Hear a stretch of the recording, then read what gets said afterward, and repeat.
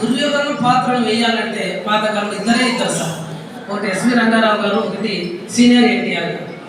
Same సిచ్యువేషన్లోన ఒక పద్యానికి ఇతనికి ఎట్లా రాస్తారు, ఇతనికి ఎట్లా రాస్తారంటే డిఫరెన్స్ వర్డ్స్ సార్.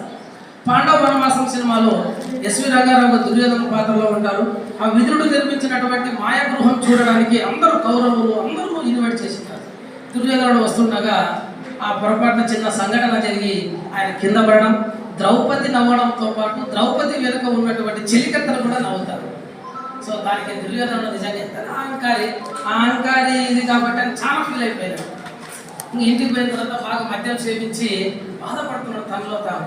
తన అత్త ముందు చూసుకుంటూ తన యొక్క ఆత్మ వెక్కరిస్తుంది. ఏ దుర్యోధన, ఇంత పెద్ద కౌరవ సామ్రాజ్యానికి రాజుని, 100 మంది అన్నదమ్ములకి అన్నది అయ్యింది కూడా ఒక ఆడదానితో నవ్వులు పాలైనవే.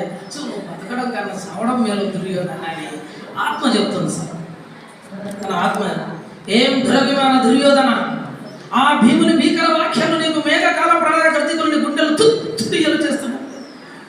ఆ ఇదుష్టని ఉపశమన బోధనలు నీ హృదయములకు మారణాఘాతములైనవి కదా.